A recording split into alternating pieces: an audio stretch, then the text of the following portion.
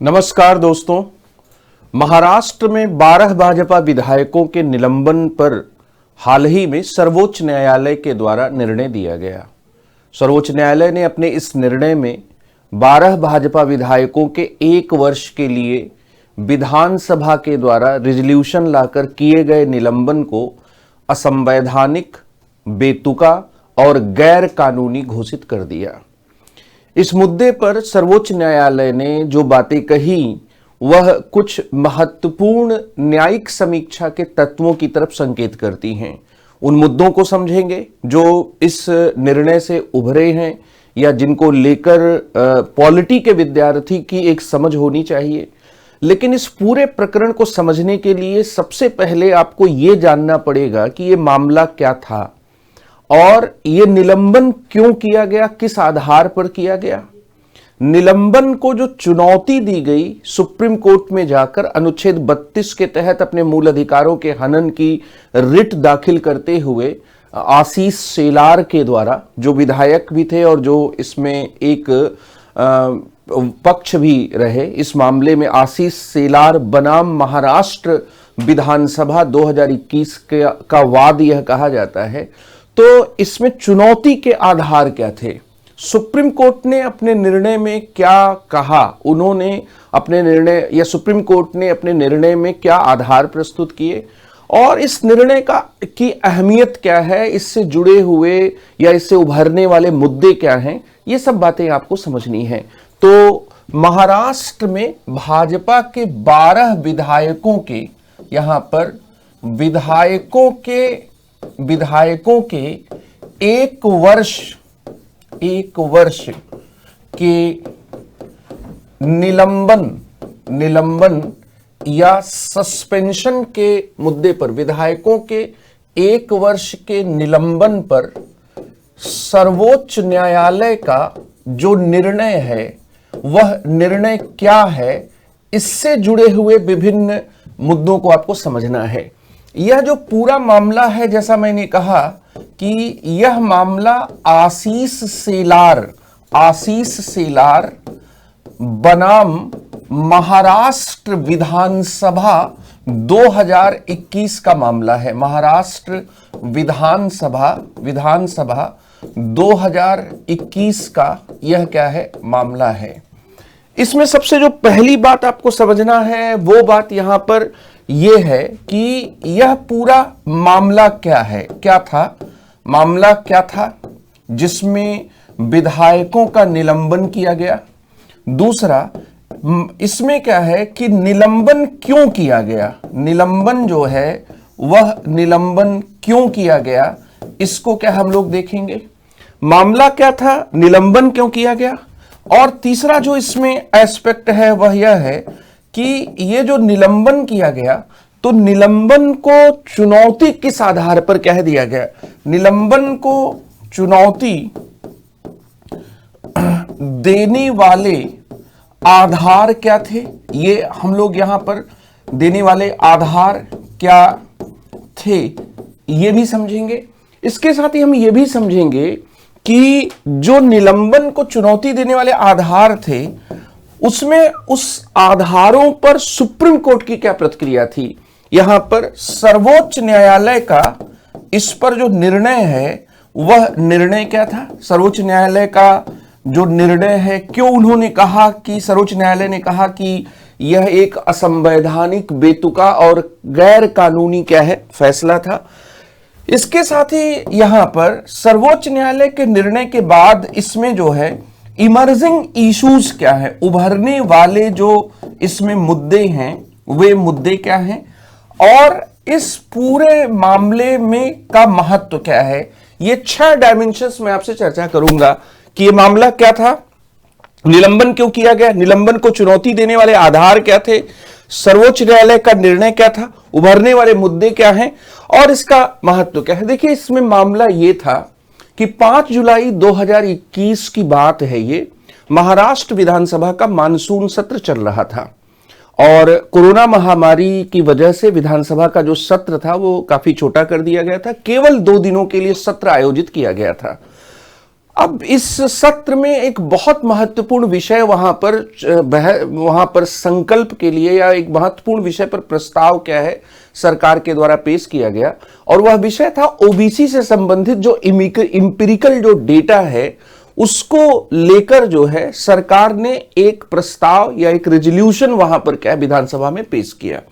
इस प्रस्ताव को लेकर महाराष्ट्र जो विकास अघाड़ी या महाविकास अघाड़ी का जो गठबंधन है, जिसमें एनसीपी और शिवसेना और कांग्रेस तीनों गठबंधन में शामिल हैं, तो महाविकास अघाड़ी के जो सत्ता पक्ष के विधायक थे उन खास तौर पर शिवसेना और जो मुख्य विपक्षी दल है महाराष्ट्र में भाजपा है, भाजपा के विधायकों के बीच नोकझोंक शुरू हुई और नोकझोंक के बाद ये जो प्रक्रिया थी ये गर्मागर्म बहस में बदल गई और सदन चलाना मुश्किल होने के कारण फिर वहां उस समय जो मौजूद वहां पर स्पीकर थे, जो प्रिजाइडिंग ऑफिसर थे विधानसभा के, उन्होंने इस विधानसभा को स्थगित कर दिया।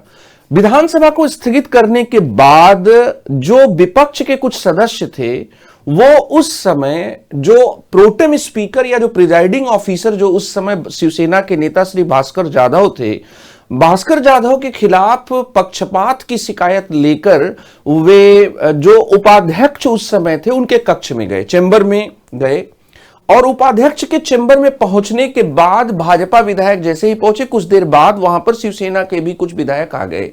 शिवसेना के विधायकों के आने के बाद जो उपाध्यक्ष का चैम्बर था, महाराष्ट्र विधानसभा के उपाध्यक्ष के चैम्बर में दोनों पक्षों के बीच में वहां पर भी पहले नोकझोंक शुरू हुई, फिर उसके बाद जो है नोकझोंक बढ़ते बढ़ते गर्मागर्म बहस में तब्दील हो गई। और कहा जाता है जो बाद में माफीनामे से स्पष्ट भी हुआ कि उस समय भाजपा विधायकों ने तत्कालीन जो प्रिजाइडिंग ऑफिसर भास्कर जाधव थे शिवसेना के, उनको उन्होंने भाजपा विधायकों ने गाली दी। गाली देने के बाद शिवसेना और भाजपा विधायकों ने एक दूसरे से माफी मांग ली, लेकिन ये मामला और सदन में उस समय जो विपक्ष के नेता थे देवेंद्र फडणवीस, उन्होंने क्या है माफी मांगी और शिवसेना के भी जो विधायकों ने अपने आचरण के प्रति जो है क्षोभ व्यक्त किया और उसके बाद ऐसा लगा कि मामला खत्म हो गया। लेकिन ये मामला वहीं पर खत्म नहीं हुआ।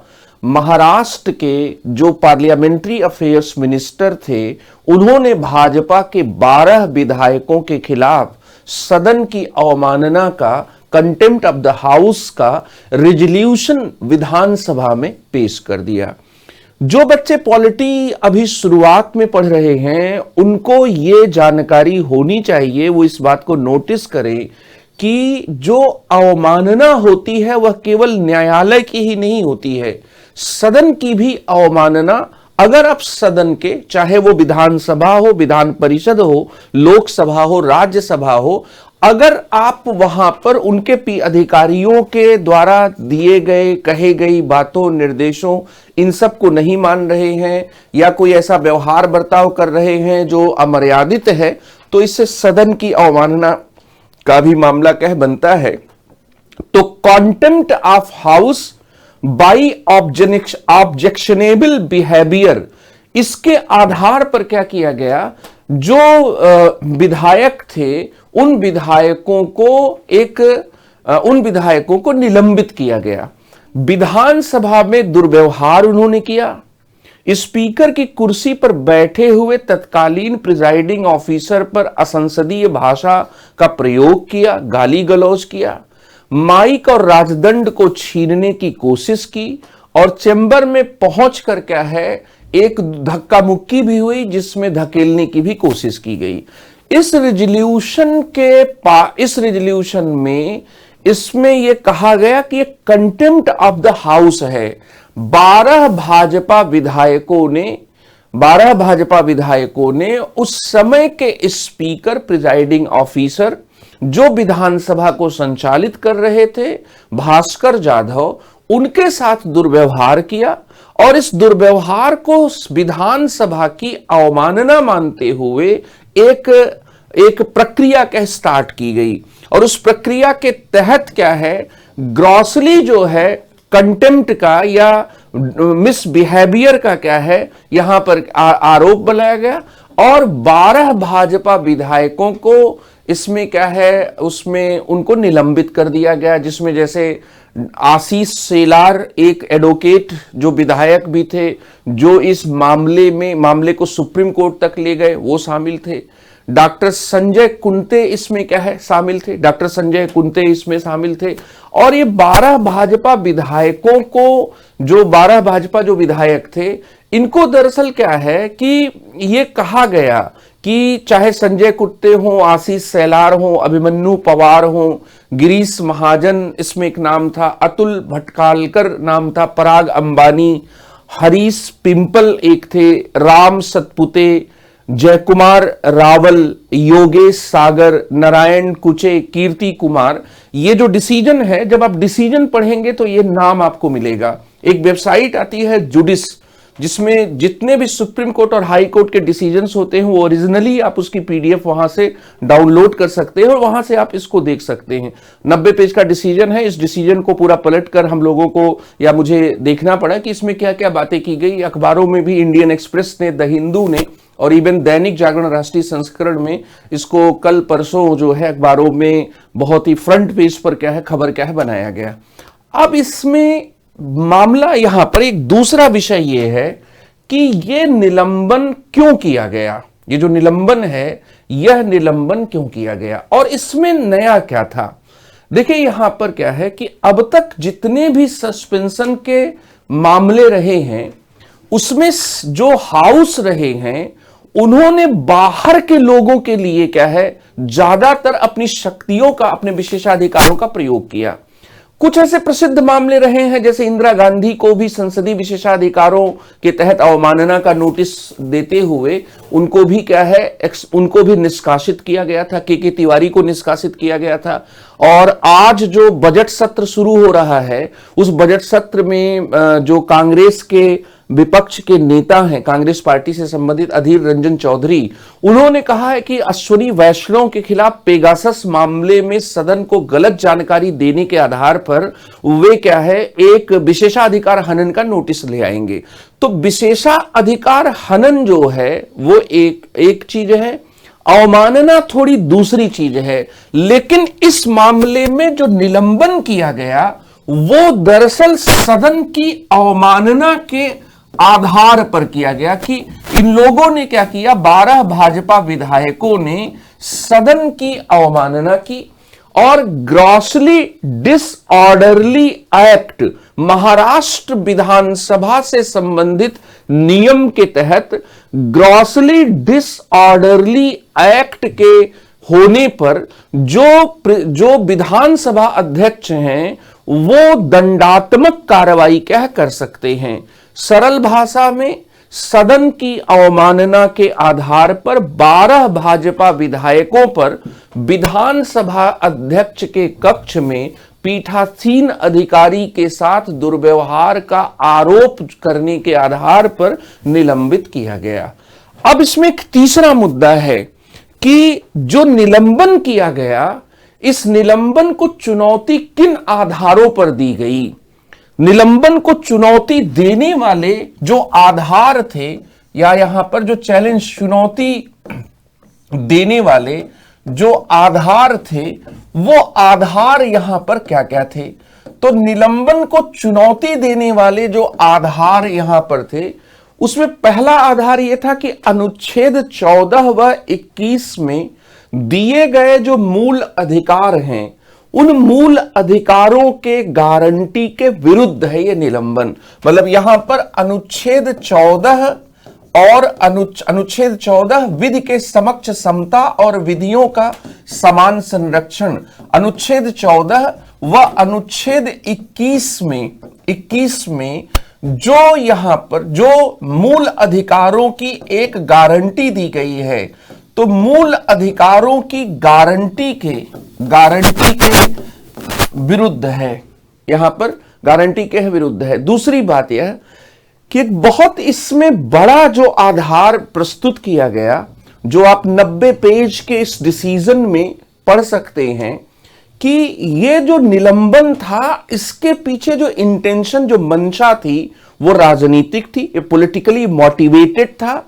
जब आप 12 लोगों को सदन से निष्कासित कर देंगे या उनको निलंबित कर देंगे, तो जो बहुमत के लिए जो अपेक्षित जो संख्या होगी वो कम हो जाएगी।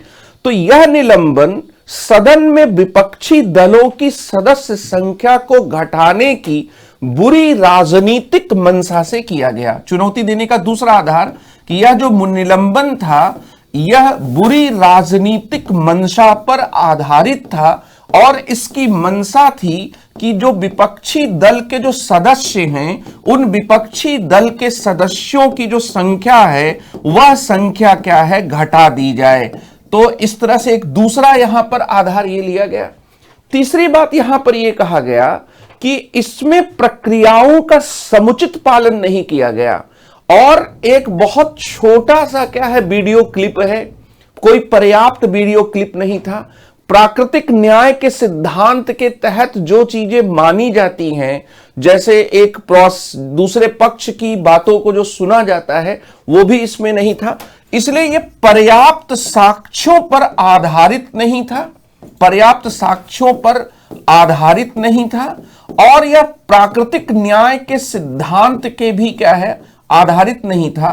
प्राकृतिक न्याय के सिद्धांत के भी क्या है, यह विपरीत था, यह भी कहा गया। एक बहुत बड़ा यहां पर तर्क ये दिया गया कि यह जो निलंबन था यह गैर कानूनी था और गैर कानूनी होने का आधार यह किया गया कि दरअसल सदन को यह शक्ति नहीं है कि वह निलंबित करे, यह स्पीकर को पावर है, सदन को इस प्रकार का पावर नहीं है। और एक और बात कही गई कि एक सत्र से अधिक जो निलंबन है, एक साल के लिए निलंबन मतलब एक सत्र, उसी सत्र जो वर्तमान सत्र चल रहा है उस सत्र पर में ही नहीं बल्कि दूसरे सत्रों पर भी वह क्या है, विस्तारित रहेगा। एक सत्र से अधिक जो निलंबन है वो दरअसल बर्खास्त करने के दंडात्मक प्रभाव से भी ज्यादा क्या है, घातक हो जाता है। इसलिए ये इसका कोई कानूनी आधार क्या है, नहीं है। तो ये चुनौती इस आधार पर कह दिया गया। आशीष शेलार व अन्य बनाम महाराष्ट्र विधानसभा 2021 के वाद में यह जो निलंबन है वह निलंबन इस आधार पर क्या है, चुनौती कह दिया गया। तो एक तो ये बात इसमें क्या है, इंपॉर्टेंस क्या है रखती है, इस बात को आपको ध्यान में रखना है। दूसरी बात यहां पर यह है कि जो ये निलंबन किया गया तो इस निलंबन के संदर्भ में क्या है, सुप्रीम कोर्ट ने क्या कहा। सुप्रीम कोर्ट ने इसमें 4-5 बातें कही। सुप्रीम कोर्ट ने सबसे पहले कहा कि यह जो निलंबन है यह निलंबन असंवैधानिक है। निलंबन जो है, निलंबन पर सुप्रीम कोर्ट ने क्या निर्णय दिया इसको जरा सा समझें कि यह निलंबन असंवैधानिक है। यह निलंबन असंवैधानिक होने के साथ साथ यह निलंबन गैर कानूनी भी है और यह निलंबन जो है वह बेतुका भी है। और इतना ही नहीं, यह लोकतांत्रिक जो मूल्य हैं उन मूल्यों का क्या है, हनन भी है। लोकतांत्रिक मूल्यों का यह क्या है, हनन है, लोकतांत्रिक प्रक्रिया का यह हनन है और इसके साथ ही यह लोकतांत्रिक ढांचे पर भी बुरा प्रभाव क्या है, डालता है। कुल मिलाकर सुप्रीम कोर्ट ने अपने निर्णय में 5 बातें कही जिनके आधार पर उन्होंने इस निलंबन को क्या है, निलंबन को असंवैधानिक, गैर कानूनी, बेतुका आदि क्या है घोषित किया। निलंबन असंवैधानिक है क्योंकि यह विधानसभा की शक्ति के बाहर है। विधानसभा की जो शक्ति होती है उस शक्ति के क्या है, बाहर है। विधानसभा के पास राइट टू सस्पेंड नहीं है। सदस्यों को निलंबित करने की जो शक्ति है वह अनुच्छेद 180 के तहत स्पीकर की होगी, वह विधानसभा की शक्ति क्या है, नहीं है। तो यह अनुच्छेद 180 के तहत क्या है, यह स्पीकर की शक्ति है। जबकि इसमें क्या किया गया, विधानसभा ने रिजोल्यूशन लाकर यह निलंबन क्या है किया। तो एक बहुत इंपॉर्टेंट बात यहां पर यह है, इससे एक बहस भी छिड़ी। इससे जो महाराष्ट्र के जो महाविकास अघाड़ी के जो सरकार के तहत जो मंत्री हैं, उन मंत्री जी का भी स्टेटमेंट द हिंदू में 2 दिन पहले क्या प्रकाशित हुआ। उनका कहना था कि ये जो सदन को जो शक्तियां संविधान ने दी हैं और उन शक्तियों के तहत जो उसको विशेषाधिकार प्राप्त होते हैं, उस विशेषाधिकार का हनन है। आप जानते होंगे कि भारत में संसदीय विशेषाधिकार और इसके साथ ही जो सदन है, जो समितियां होती हैं और जो सदस्य होते हैं, इन तीनों को कुछ अधिकार संविधान में दिए गए हैं और कुछ अधिकार जो है परंपरा या परिपाटी पर क्या आधारित हैं। उन अधिकारों के तहत ही यह कहा जाता है कि प्रत्येक सदन को अपने सदस्यों और दूसरे या बाहरी लोगों को निष्कासित करने का अधिकार है, उनको अवमान होने पर दंड देने का अधिकार है। लेकिन सुप्रीम कोर्ट ने अपने निर्णय में कहा कि अवमान करने के तहत दंड देने का जो अधिकार है वह दरअसल विधानसभा की शक्ति के क्या है, बाहर है। वह स्पीकर की शक्ति है और इसलिए स्पीकर को इसमें क्या है, निर्णय क्या है करना चाहिए था। दूसरी बात यहां पर यह है कि यह निलंबन जो है वो गैर कानूनी है, क्योंकि ये एक सिटिंग लेजिस्लेटर को ऑनगोइंग सेशन के बियॉन्ड एक सत्र से बाहर जाकर निलंबित करना गैर कानूनी है। कैसे गैर कानूनी है? महाराष्ट्र विधानसभा का जो नियम 53 है, उस नियम 53 में अवधि की बात है और उस अवधि में यह कहा गया है कि शेष सत्र या पूरे सत्र के लिए विधानसभा अध्यक्ष या जो उपाध्यक्ष हैं वो किसी सदस्य को अनुशासन के मामले में निष्कासित कर सकते हैं। लेकिन यहां पर शेष सत्र या एक पूरे सत्र के बजाय 1 वर्ष के लिए क्या किया गया, निष्कासित किया गया। तो 1 वर्ष के लिए जो निष्कासित करने की बात है वह महाराष्ट्र के जो विधानसभा के नियम 53 के अधीन नहीं है। एक और बात है कि भारत के संविधान के अनुच्छेद 208 में सदनों को अपनी प्रक्रिया के नियम बनाने की शक्ति प्राप्त है। तो सदनों ने अपनी प्रक्रिया संबंधी नियम बनाए। महाराष्ट्र विधानसभा में भी नियम बनाए गए।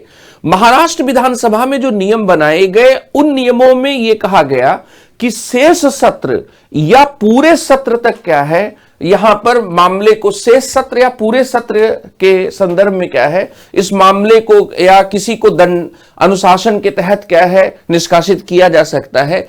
इसलिए यह गैर कानूनी भी है, यह क्या है, इल्लीगल भी है। अनकॉन्स्टिट्यूशनल तो है ही, क्योंकि यह विधानसभा का पावर नहीं है और इसके साथ ही यह इल्लीगल भी है। और इसके साथ ही एक तीसरी बात कही गई कि 1 साल का निलंबन, सस्पेंशन, दरअसल बर्खास्तगी से भी बदतर है, एक्सपल्सन से भी बदतर है। दरअसल यह अनुशासनात्मक कार्रवाई न होकर एक दंडात्मक कार्रवाई क्या है बन गया। जैसे आप किसी बच्चे को अनुशासन में लाना चाहते हैं और अनुशासन में लाने के नाम पर आप उसको इतना पनिश कर दें कि वह अपना पढ़ने लिखने का काम ही ना कर पाए। तो वही बात यहां पर हुई। सुप्रीम कोर्ट ने कहा कि भाई ये डिसिप्लिनरी एक्शन ना होकर ये पनिशमेंट का एक्शन बन गया। आप अनुशासन में लाना चाहते थे, लेकिन आप दीवार गिराने के बजाय आप दीवार को और क्या उठाने लगे। आपने जो किया उसका नतीजा आप नहीं सोच पा रहे हैं। आप तो दंड दे रहे हैं, आप उसको अनुशासन में लाने के लिए एक सीख देना था आपको। इसलिए सुप्रीम कोर्ट ने कहा कि बेतुका है, ये एब्सर्ड है, क्योंकि आप अपने उद्देश्य के अनुसार बात नहीं कर रहे हैं। आप जो उद्देश्य है उस उद्देश्य के अकॉर्डिंग काम नहीं कर रहे हैं, आप अपने उद्देश्य से क्या है भटक गए हैं। तो यह अनुशासनात्मक कार्रवाई न होकर यह क्या है दंडात्मक कार्रवाई बन गया। चौथी बात यहां पर यह कही गई कि यह बुनियादी जो लोकतांत्रिक मूल्य हैं उन लोकतांत्रिक मूल्यों का हनन है। कैसे हनन है? एक विधायक या जो एक सांसद होता है वो अपने क्षेत्र का प्रतिनिधि होता है, और अगर आप उसे दंडित करते हैं, अगर आप उसको अनुशासित करने के नाम पर 1 साल के लिए विधानसभा से दूर रखते हैं, उसको महाराष्ट्र, मुंबई में, नागपुर में, कहीं पर भी विधानसभा के परिसर में उसको जाने की इजाजत नहीं देते हैं, तो उसके क्षेत्र का भी प्रतिनिधित्व नहीं हो पा रहा है। और यहां पर क्षेत्र का प्रतिनिधित्व नहीं हो पाना, यह लोकतंत्र को क्या है नुकसान है। जिन 4-5 लाख लोगों ने या उससे ज्यादा कम लोगों ने किसी विधायक को चुना है, वो विधायक क्या है अब उनका प्रतिनिधित्व नहीं कर पा रहा है। और ये इस लिहाज से अगर देखा जाए तो ये बुनियादी लोकतांत्रिक मूल्यों का हनन है। एक और बात यहां पर महत्वपूर्ण है, वह बात यहां पर यह महत्वपूर्ण है कि जब आप भारतीय संविधान का अनुच्छेद 190 पढ़ते हैं तो 190 में उपधारा 4 सब सेक्शन 4 में यह कहा गया है कि अगर कोई विधायक 60 दिन से ज्यादा सदन से अनुपस्थित रहता है और इसमें सदन की कोई आज्ञा नहीं है, तो सदन उसके पद को रिक्त घोषित कर सकता है। इसका मतलब 190(4) ये कहीं ना कहीं एक पूर्व मान्यता को स्वीकार करता है कि जो विधायक है वो 60 दिन से ज्यादा अपने क्षेत्र का रिप्रेजेंटेशन न करे, इस प्रकार की स्थिति उत्पन्न नहीं होनी चाहिए। क्योंकि सीट वैकेंट हो जाने, 60 दिन से ज्यादा विधानसभा में अनुपस्थित होने पर, सदन की अनुज्ञा के बिना अनुपस्थित होने पर यहां पर सीट को रिक्त घोषित करने और जनप्रतिनिधित्व अधिनियम 1950 और जनप्रतिनिधित्व अधिनियम 1951 के तहत 6 महीने के भीतर उस सीट पर फिर से चुनाव कराने का प्रावधान है। तो ऐसी स्थिति में 60 दिन से ज्यादा, 2 महीने से ज्यादा, आप 12 महीने के लिए किसी को क्या है, किसी के रिप्रेजेंटेशन के फंक्शन को क्या है बाधित कर दे रहे हैं। तो इससे न सिर्फ अनावश्यक रूप से सुप्रीम कोर्ट ने कहा कि इस निर्णय से न केवल विधायकों का 1 साल के लिए निलंबन करने से न केवल अनावश्यक रूप से सदस्य विधानसभा से बाहर हो जाता है, बल्कि वह अपने निर्वाचन क्षेत्र का प्रतिनिधित्व भी नहीं कर पाता है। And it's finally leave the constituency unrepresented, वह क्या है प्रतिनिधित्व के बगैर क्या है हो जाती है। तो एक चौथी बात यहां पर यह कही गई। इसके साथ एक 5वीं बात भी है कि लोकतांत्रिक जो ढांचा है, उस लोकतांत्रिक ढांचे के संदर्भ में अगर आप देखें तो सदस्यों के लंबी अवधि के लिए जो निलंबन होता है, उस निलंबन से दरअसल एक भय का वातावरण बनेगा और इस भय के वातावरण में विपक्ष अपनी प्रभावी भूमिका अदा नहीं कर पाएगा। सत्ता पक्ष की आलोचना करना, सत्ता पक्ष की नीतियों की कमियों को उजागर करना, यह भी उसका काम है। और इसलिए विपक्ष प्रभावी रूप से सदन की चर्चा और बहस में भाग नहीं ले पाएगा, वहां पर कोई उद्देश्यपूर्ण सार्थक बहस नहीं हो पाएगी और एक मेजॉरिटेरिज्म का क्या है उदय होगा। दरअसल यह तर्क भी दिया गया आशीष शेलार 2021 के वाद में कि लोकतंत्र के लिए अच्छा नहीं होगा। आज 1 साल के लिए विधायकों को सस्पेंड किया जा रहा है, कल 2 साल के लिए होगा, परसों 3 साल के लिए होगा। इस तरह से क्या होगा कि एक थिन मेजॉरिटी को मेंटेन करने के दुष्चक्र के लिए भी इन प्रक्रियाओं का क्या है प्रयोग किया जा सकता है कि भाई मैंने ये समझ लिया कि मेरे पास बहुत ही क्या है, कमजोर किस्म का बहुमत है, 2-4 नंबर्स प्लस माइनस है, तभी मेरी सरकार अल्पमत की सरकार है। मैंने यहां पर क्या किया कि किसी को अनुशासनात्मक कार्रवाई के आधार पर किसी भी 2-4 विधायकों को मैंने क्या कर दिया, दंडित कर दिया, और 1 साल 2 साल के लिए क्या है, मैंने क्या किया, उनको निष्कासित करवा दिया। अब इस तरह से अगर ये प्रक्रिया चली तो इससे कुल मिलाकर क्या है, लोकतंत्र का पूरा ढांचा ही चरमरा जाएगा। तो इस तरह के दंडात्मक कार्रवाइयों से, 1 साल के निलंबन जैसे उपायों से, इससे सरकारों को थिन मेजॉरिटी को मैनिपुलेट करने के लिए एक मौका क्या है मिलता है, ये बात भी कही गई। और सुप्रीम कोर्ट ने इन 5 प्रमुख आधारों पर या 5 प्रमुख औचित्य के आधार पर जो डिसीजन था, जो सुप्रीम कोर्ट का जो यहां पर जो डिसीजन था, उस डिसीजन में 1 साल से अधिक के लिए जो विधायक थे उनको क्या है, निलंबित किए जाने के निर्णय को असंवैधानिक, गैर कानूनी और बेतुका क्या है, घोषित कर दिया। और इस रेजोल्यूशन को जो पास किया गया था विधानसभा के द्वारा, उसको यह कहा गया कि ये विदाउट ज्यूरिडिक्शन है। यह क्या है, विदाउट क्या है, ज्यूरिडिक्शन है।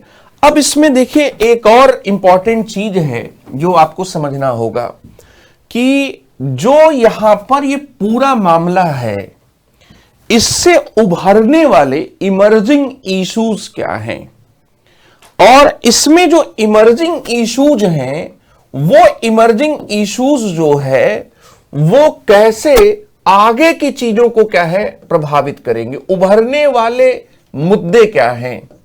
देखिए, एक तो बहुत बड़ा मुद्दा यहां पर क्या है, शक्तियों के पृथक्करण को लेकर उभरता है।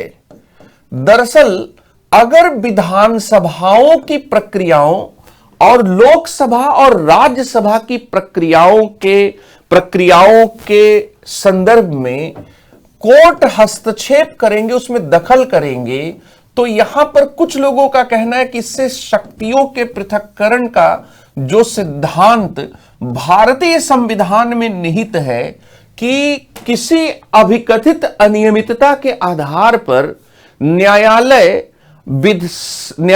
अनुच्छेद 122 के तहत संसद के मामलों में और 212 के तहत विधानसभा या विधानमंडलों के मामले में कोई भी हस्तक्षेप नहीं करेंगे। इस प्रकार से ये जो पृथक्करण है, जो क्षेत्राधिकार है, उस क्षेत्राधिकार का मुद्दा क्या है, खड़ा होगा। दरअसल यहां पर यह बात है कि जो सदनों की प्रक्रिया है, जो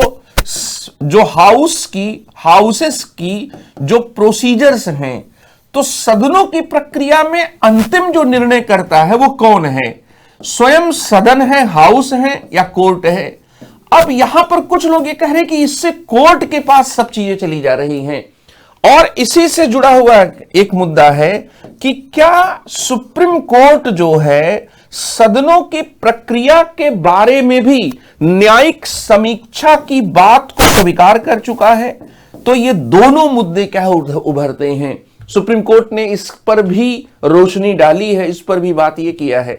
इसको आप सीधे समझें कि जो किसी भी सदन की जो प्रक्रिया है, उस प्रक्रिया के बारे में निर्णय कौन करेगा? चूंकि अनुच्छेद 122 और 212 में यह बात क्या है, कही गई है, तो 122 और 212 में यह बात कही गई है कि न्यायालय किसी अभिकथित अनियमितता के आधार पर जांच नहीं करेंगे। तो ऐसी स्थिति में यह कहा गया कि शक्तियों के पृथक्करण का सिद्धांत है और संसद और जो विधानमंडल है वो अपने क्षेत्र में अलग हैं, उसमें न्यायालय को उनकी प्रक्रिया के मामले में हस्तक्षेप करने से रोका गया है। और न्यायालय के मामले में भी जो विधानसभा, जो न्यायालय के न्यायाधीश हैं, उनके आचरण के संदर्भ में भी चर्चा क्या है, नहीं की जा सकती है, या संसद के जो लोग हैं वो जब तक जजों को हटाने आदि का मामला न हो तब तक वे चर्चा क्या है, नहीं कर सकते हैं। तो इससे एक तो शक्तियों के पृथक्करण के सिद्धांत का मुद्दा उठता है, और दूसरा यहां पर न्यायिक समीक्षा का भी मुद्दा क्या है, आया है। दरअसल जो संसदीय कार्य मंत्री थे जिन्होंने महाराष्ट्र में इस पूरे मामले को या इसमें पूरा जो रेजोल्यूशन जिन्होंने पारित किया था, उनका यही कहना था कि भाई ये हस्तक्षेप है, ये दखल है, ये एक प्रकार की कह दखल है। अब इसमें आप ध्यान से देखें कौन कौन से अनुच्छेद इसमें इन्वॉल्व हैं। दरअसल जो महाराष्ट्र विधानसभा का जो पक्ष इस केस के मामले में आया वह एक आयाम है, और जो सर्वोच्च न्यायालय ने जो यहां पर उस पर निर्णय दिया वह उसका एक दूसरा आयाम है। दोनों को अगर आमने सामने रखकर समझेंगे तब बात पूरी कह समझ में आएगी। देखिए, जो महाराष्ट्र विधानसभा का जो पक्ष है वो पक्ष क्या है? महाराष्ट्र विधानसभा का पक्ष यह था कि अगर आप भारतीय संविधान में जो विधानमंडलों को शक्तियां दी गई हैं, जो उनको विशेषाधिकार दिए गए हैं, उन शक्तियों और विशेषाधिकारों को अगर आप देखेंगे तो ऐसी स्थिति में उनको अपनी प्रक्रिया के तहत कार्रवाई करने का अधिकार है। हम ये कह सकते हैं कि दरअसल ये विधानमंडल की शक्ति की है। यह क्या है? विधानमंडल की शक्तियों और विशेषाधिकार का प्रश्न है। विशेषाधिकार के तहत अवमानना होने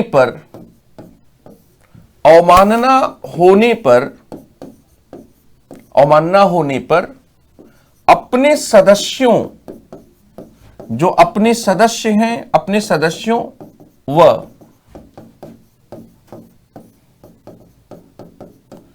बाहरी लोगों को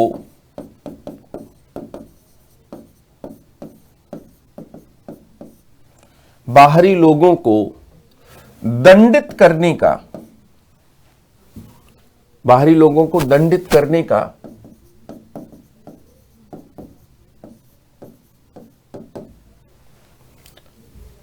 करने का प्रावधान है।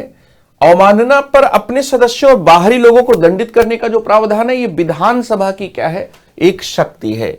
सर्वोच्च न्यायालय का यहां पर यह कहना, और इसमें क्या है, इस शक्ति के संदर्भ में ही यह बात कही जा रही है कि जो 190 के तहत जो विधानमंडल को शक्तियां प्राप्त हैं, या इसी तरह से जो 212 के तहत जो रोक है कि किसी भी कथित अनियमितता के आधार पर विधानमंडल की प्रक्रिया के नियमों में न्यायालय हस्तक्षेप क्या है, नहीं करेंगे, इसके आधार पर यह बात क्या है, महाराष्ट्र विधानसभा के संदर्भ में क्या है, यह कही गई।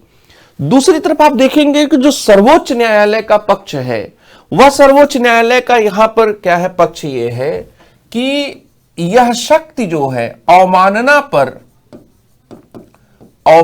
पर दंडित करने की जो शक्ति है, दंडित करने की शक्ति जो है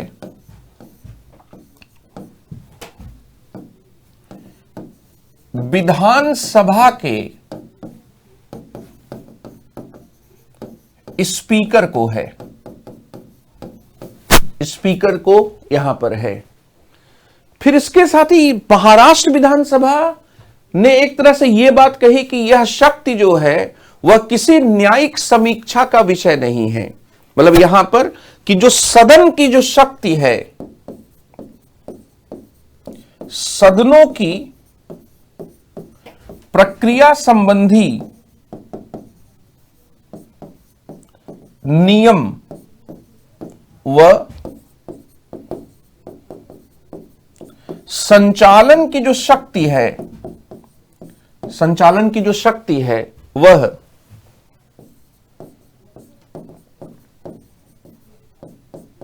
सदनों की प्रक्रिया संबंधी नियम व संचालन की शक्ति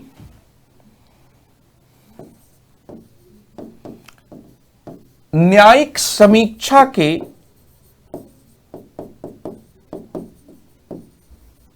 अधीन नहीं है, न्यायिक समीक्षा के अधीन नहीं है।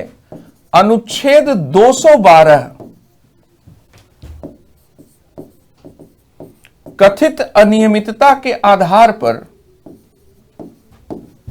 कथित अनियमितता के आधार पर हस्तक्षेप करने से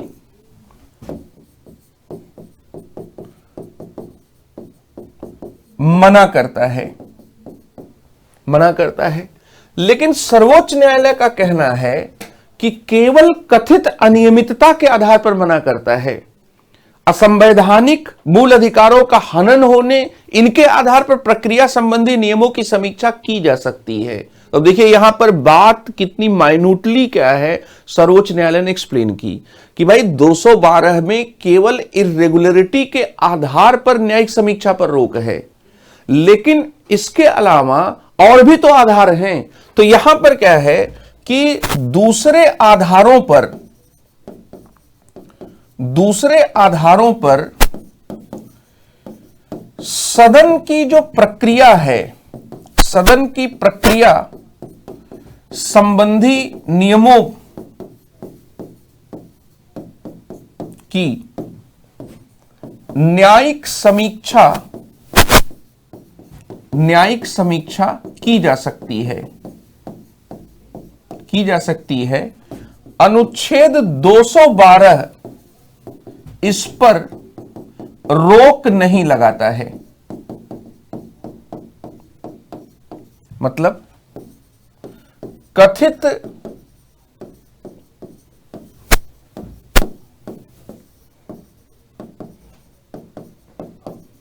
अनियमितता के अलावा दूसरे आधारों पर न्यायिक समीक्षा की जा सकती है।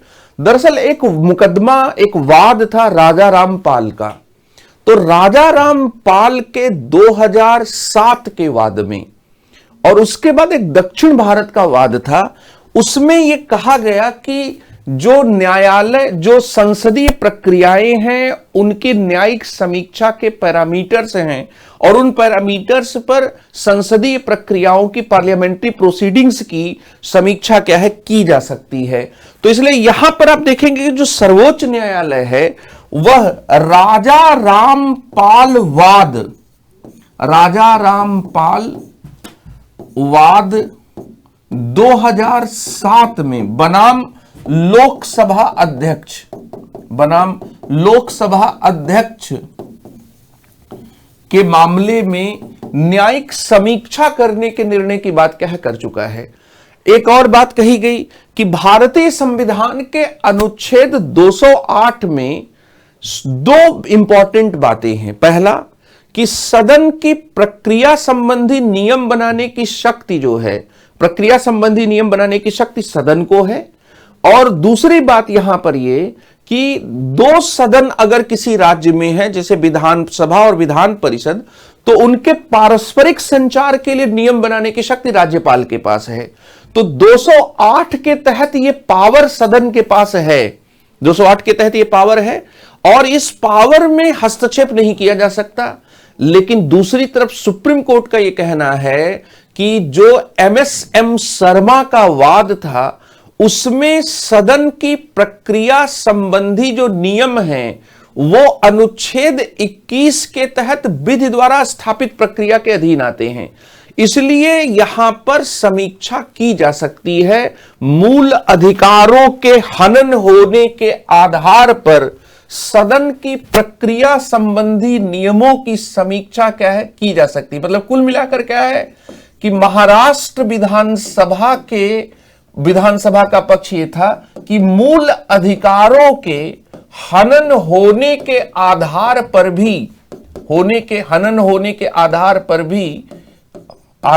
भी सदन की प्रक्रिया की समीक्षा नहीं की जा सकती। अनुच्छेद 208 सदन को प्रक्रिया संबंधी नियम बनाने की शक्ति देता है। मतलब ये कह रहे हैं, सिंपल भाषा में ये कहें तो जो सदन के द्वारा, हाउस के द्वारा अपने संचालन के लिए जो भी नियम वगैरह बनाए जाएंगे उनकी न्यायिक समीक्षा नहीं हो सकती 208 के आधार पर। फिर यहां पर क्या है, इसका प्रत्युत्तर यह दिया गया कि एम.एस. शर्मा वाद भी संसदीय विशेषाधिकारों के हनन से संबंधित था।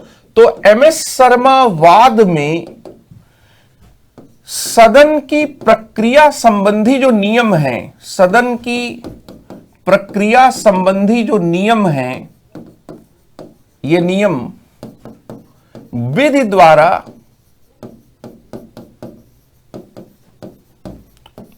स्थापित प्रक्रिया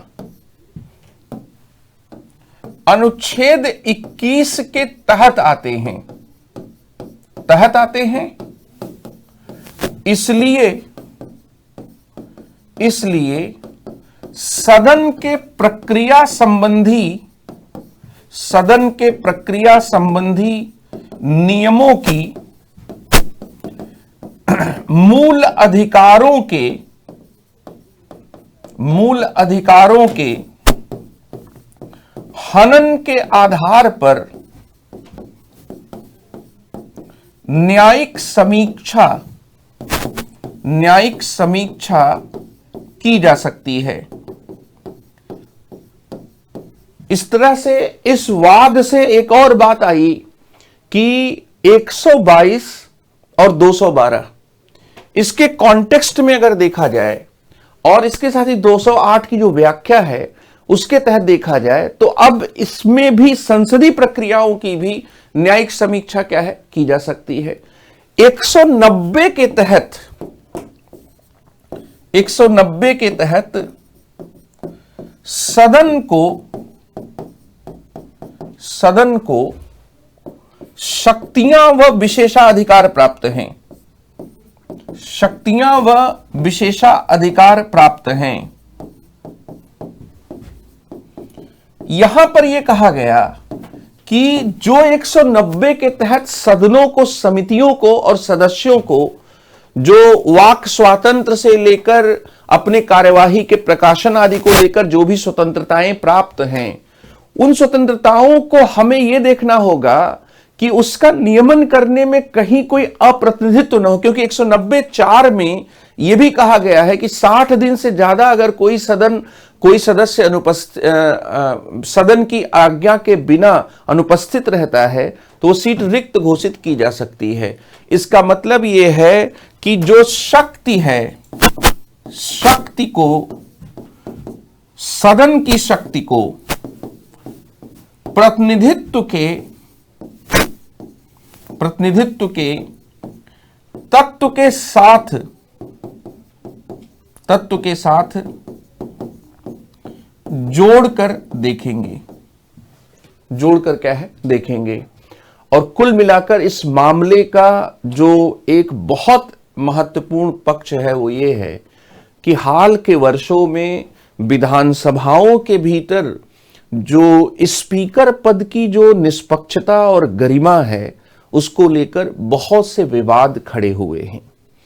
और ऐसी स्थिति में एक सीधा सिद्धांत पहले जो था कि कोर्ट हाउस के प्रक्रियात्मक मामलों में दखल नहीं करेंगे और यह शक्तियों के पृथक्करण के सिद्धांत के भावना के विपरीत है। हाउस, चाहे वो विधानसभा हो, चाहे वो लोकसभा हो, राज्यसभा हो, हाउस अपने मामले का संचालन अपने तरीके से करेंगे। यह बात तब तक सही है, यह कॉन्स्टिट्यूशनल प्रोटेक्शन तब तक है, सही है, जब तक कोई भी अनकॉन्स्टिट्यूशनल या इरैशनल या फिर मूल अधिकारों के हनन करने वाली कोई बात जब तक नहीं होती है।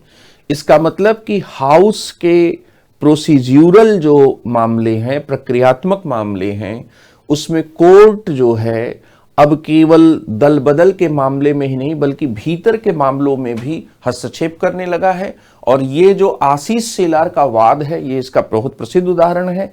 और इसके पहले दल बदल के मामलों में किहोतो होलोहन के केस में सुप्रीम कोर्ट ने यह व्यवस्था दी थी कि दल बदल के मामलों की भी न्यायिक समीक्षा क्या है, की जा सकती है।